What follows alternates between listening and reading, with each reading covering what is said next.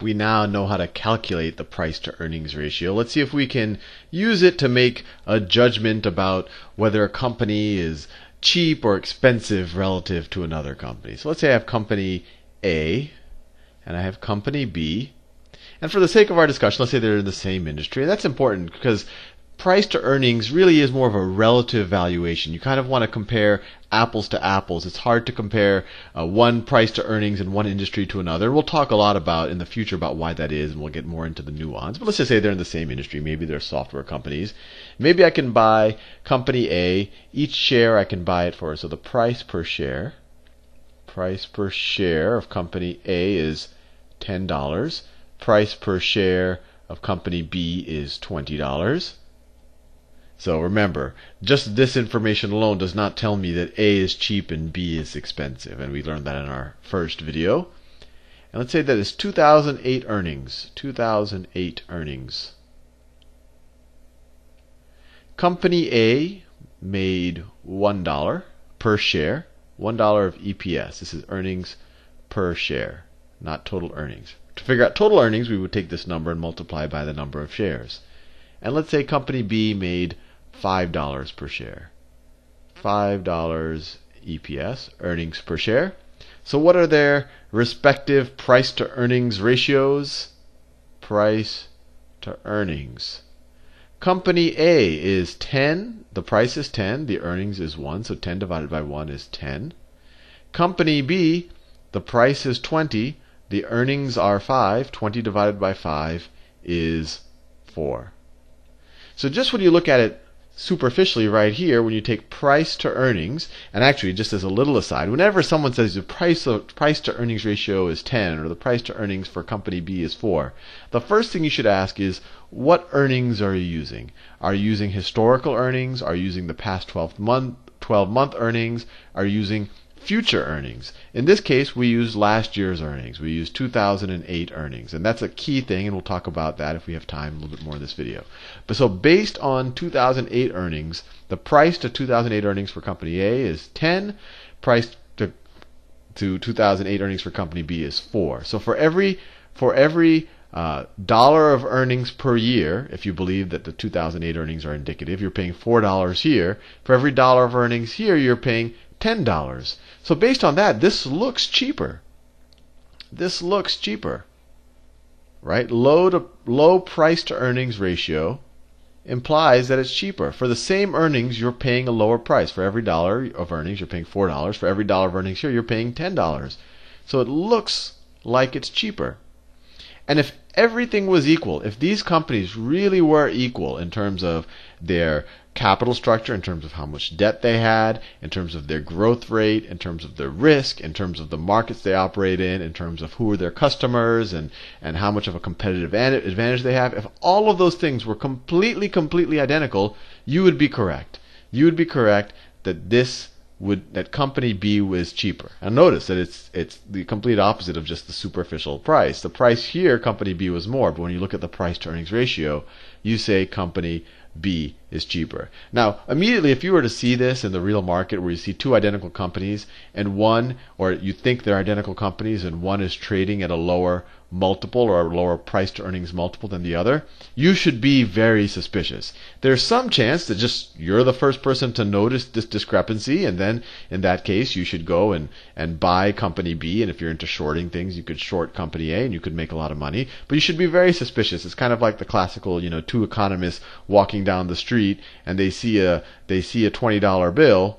They see a $20 bill, and one economist said, hey, well, why don't I pick up the $20 bill? And it says, no, you silly, how can you be an economist? It clearly isn't a $20 bill, because if it was, someone else would have picked it up before us. That markets don't allow just free money to be sitting around there. And if these companies were truly identical, this discrepancy would be free money, and the first person to see it would start buying company B, and the price would move up, and maybe people would short company A and the price would move down, and that would happen very quickly in today's public markets. And at some point, these price to earnings ratios should be equal if, and this is a big if these companies really are equal in terms of their earnings potential and their risks and their growth. But let me ask you a question. Let's say that we don't know that they're truly equal. Why would someone be willing to pay a price to earnings ratio of 10 for company A and pass up or maybe not want to buy company B, even though they're paying only a price to earnings ratio of 4? Why would they rather pay $10 for every $1 of earnings in 2008 as opposed to $4 of every earnings in 2008, every dollar of earnings? And we touched on it in the last video. Maybe they think company A is a lot safer. It's closer to a, like a bank account that, company B, sure, it made $5 in earnings, but that is risky. You don't know every year, maybe one year it makes $5, maybe the next year it loses $5, while company A is more steady. So that's one reason. And the other reason is this was just 2008 earnings, but just 1 year of earnings really don't capture what's happening at a company. A company could do really good one year, really bad the next. It might be shrinking, it might be growing. And this is the important thing. And there's always this temptation in investing to always look back to see what happened to the stock in the past, or how much did the company earn in the past, or how much did it grow in the past. But that's all irrelevant. That's already in the stock. That's already happened. Whatever money was there to be made has already been made. You always have to be looking forward. So we said this is 2008 earnings, but let's say that 2009 earnings, the picture looks a little bit different. Let me draw this here. So let's say 2009. In 2009 EPS, so this is A and this is B. A is expected to make $2 per share, and B is also expected to make, let's say B continues to make, let's say B is going to make $4 per share. So now if you took the price to earnings ratio on 2009 earnings, some of which is behind us. I'm making this video in August of 2009, so we know half the year, but the other part of this number is kind of a projection. Hopefully diligent and intelligent people have come up with this estimate. So oftentimes you'll see this is a 2009 estimate EPS. This is the people's best guess. But here the price to earnings for 2009 then becomes a C. If I'm paying $10 today for $2 of earnings in 2009, it's a price to earnings of 5 for company A. While for company B, it's a price to earnings 20 divided by 4. It's also a 5. So notice, now when you look at 2009 earnings, they look pretty similar. So although when you looked back at 2008 earnings, company A looked expensive, higher price to earnings than company B. But then when you look at the current earnings, they look similar. Now the question was, why would someone want to pay more for company A? Well, or why would they choose company A over this? This analysis I just said, oh, based on 2009, it looks neutral. Their price to earnings ratio are the same. For every dollar in earnings, you're paying $5. But notice a trend. In 2008, they made $1. Then they made $2 in 2009. And maybe there are some estimates for 2010. Maybe in 2010, or maybe you can make your own estimate. So maybe in 2010, people are saying this company A has a great product, it's growing, the market's growing. Maybe in 2010, company A is going to make $2.50. It's going to grow another 25% in 2010. Maybe its growth rate slows a little bit, but it's going to continue to grow. While company B, it went from $5 of earnings in 2008 to $4 in 2009. And maybe it shrinks a little bit. Maybe it shrinks in half. Maybe it goes to $2 in 2010.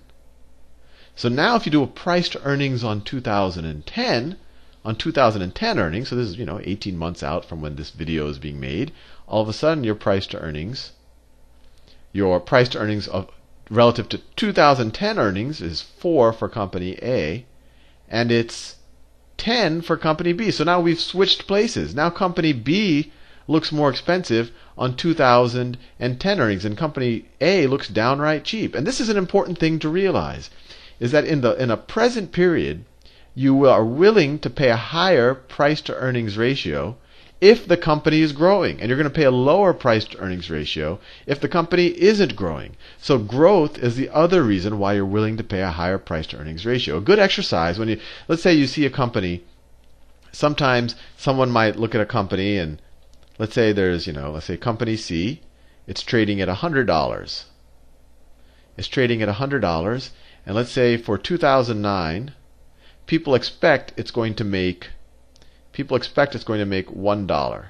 So a lot of people immediately will figure out the price to earnings based on 2009 estimated earnings. Remember, it's always important to know what the E is. This is 2009 estimates. 2009. They'll say this is 100 price to earnings ratio. That's crazy. I would never pay. That's an expensive company, and maybe they'll even short it there, which can be a very foolhardy thing to do if you're not careful. But what you might say, no, don't short it just yet. Think about it. This company is growing so fast. Based on my projections, they've just really tapped into this market. They have this intellectual property. No one can compete with them.